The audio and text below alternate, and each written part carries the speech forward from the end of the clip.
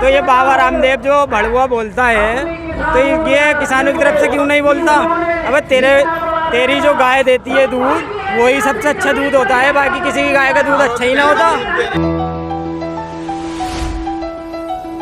जैसा कि हम यहाँ संभल में हैं, यहाँ पर किसान पंचायत हो रही है, तो यहाँ पर बहुत सारे किसान भाई हैं और हम जानेंगे कि 2022 में किसकी सरकार होने वाली है और जो 9 महीने से किसान जो जगह जगह बॉर्डरों पर धरना दे रहे हैं उनकी क्या मतलब स्थिति है इस समय और क्या होने वाला है। जी क्या नाम है?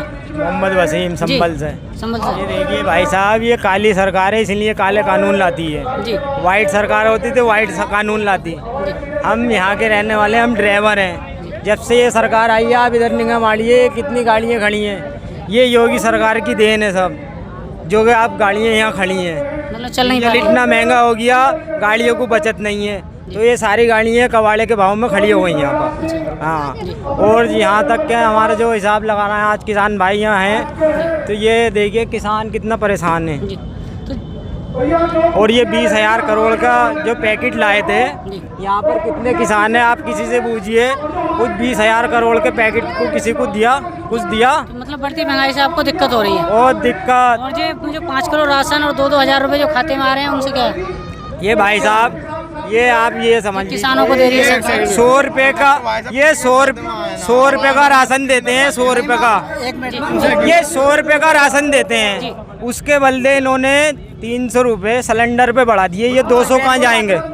ये 200 कहाँ जाएंगे आप बताइए? ये 200 कौन देगा? अब लगा लो 100 रुपये। 100 रुपये में राशन में बच्चों को खिला लेगा आदमी, पढ़ाई के दे देगा आदमी, या घर का खर्चा चला लेगा आदमी। क्या क्या कर लेगा आप बताइए?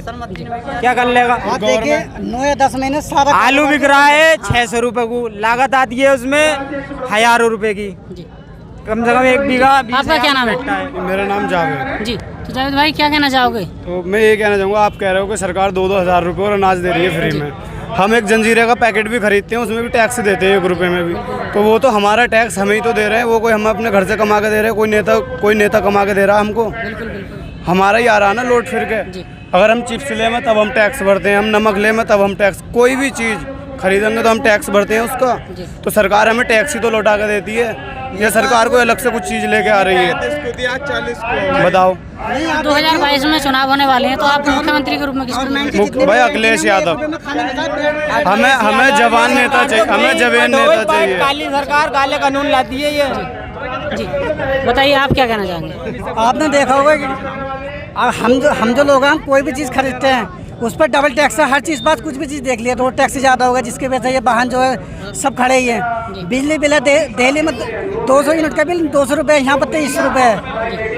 ये भी सब हमसे वसूला जा रहा है और फिर बोल रहे हैं कि हमें 2,000 रुपये दे यार। ये तो हमारा कुछ भी नहीं दे रहे हमें वापसी। ये तो 2-2 हज़ार रुपये जो दे रहे हैं, विकास हो रहा था, विकास नहीं आप बताइए किसको मिले हैं? किसानों को जो 2-2 हज़ार रुपये खाते में आ रहे हैं, किसानों को 2-2 हज़ार रुपये जो खाते में आ रहे हैं, मुझे नहीं पता, मुश्किल से 10-20 के लोगों के खाते में आए होंगे हमारे गांव में। हमने तो किसी का ये सुना ही नहीं। और दूसरी बात रही बात 2000 की, इतना का तो ये किसानों का तेल निकाल रहे हैं। किसान अगर सबसे अच्छा जो एग्जाम्पल इस टाइम वो फ्यूल का, तुमने कहा कि 10-20 किलो राशन मिल रहा है।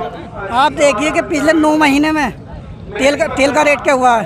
एक दिन की कमाई कितनी होगी पेट्रोल डीजल की? इतना तो अगर रुपया बढ़ाएंगे डीजल पर, अगर रुपया बढ़ाएंगे तो कितना आदमी डीजल लेता? करोड़ों की गिनती में, करोड़ों की गिनती में वो है, समझ गए? मतलब सरकार चाह रही थी तेल मद्दा होगा, आज 92 रुपये को तो है डीजल, और कम दाम 99 रुपये को है पेट्रोल। डीजल मद्दा तो ना हुआ, लो 103 है। नहीं बात ये है, कह दिया ना कि गड्ढा मुक्त उत्तर प्रदेश हो चुका है, तो मतलब कुछ हमारी गवर्नमेंट ये दिखाती है कि हमारी जीडीपी बढ़ रही है। अगर हमारी जीडीपी बढ़ रही है तो फिर हमारे इंडिया में प्रोडक्ट की कीमत क्यों बढ़ रही है? अगर चाहे तो बात जीडीपी का मतलब ग्रोथ डोमेस्टिक प्रोडक्ट, जो हमारे इंडिया में कोई भी सामान प्रोड्यूस होता है उसका जो अधिकतम मूल्य होता है। अगर इंडिया में जीडीपी बढ़ रही है तो जाहिर सी बात है सारी चीज़ें सस्ती होनी चाहिए। बिल्कुल सिंपल फंडा है।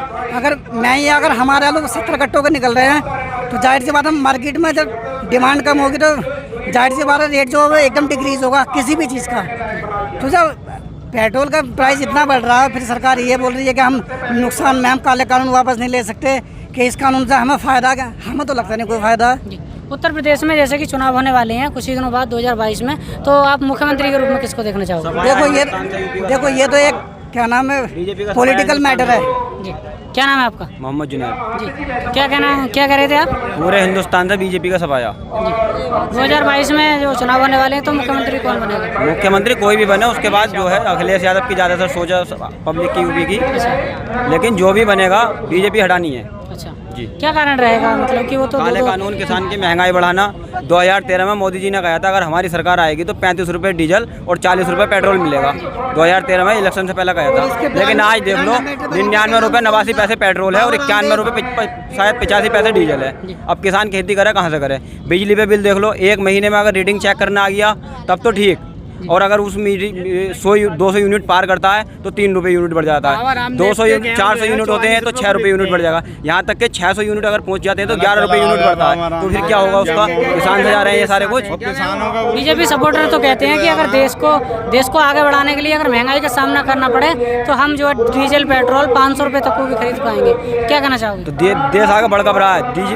GDP पहुंची पड़ी है -24% पर लगभग पहुंची पड़ी है ना, फिर देश आगे बढ़ रहा है, गड्ढे में जा रहा है। 2013 में जब हिंदुस्तान की सरकार मोदी जी के हाथ में आई, उस टाइम पे 14 में GDP कितनी थी हिंदुस्तान की?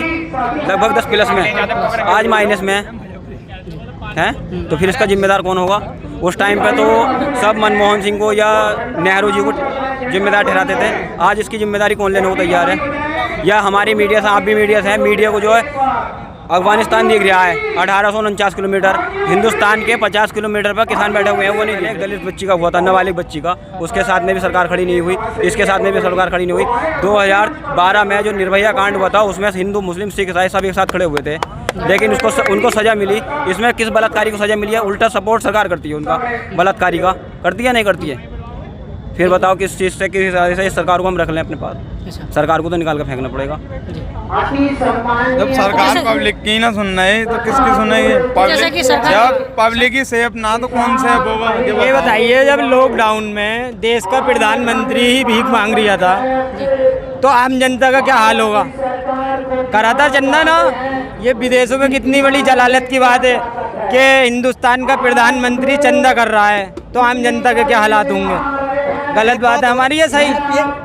जब देश का प्रधानमंत्री चंदा करेगा तो ये डीजल और पेट्रोल जो ये चीज़ सब महंगी है, इसका पैसा कहाँ जा रहा है? अडानी और अंबानी के गोदाम में बनना है इसके ना, ये कुछ और हो रहा है।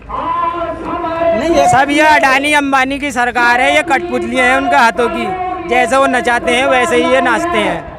ना तो इनकी सरकार होती तो कब की ये काला कानून इन्होंने रद्द कर दिया होता और किसानों की इन्होंने सुन ली होती, लेकिन जब तक वो हैं उनका हाथ में है कमान, ये कुछ नहीं है मोदी, ये तो उनका हाथों ही कठपुतली है। देश इन्होंने पूरा बेच दिया, ट्रेन इन्होंने बेच दी, लाल किला इन्होंने उठा दिया, गिरवी रख दिया।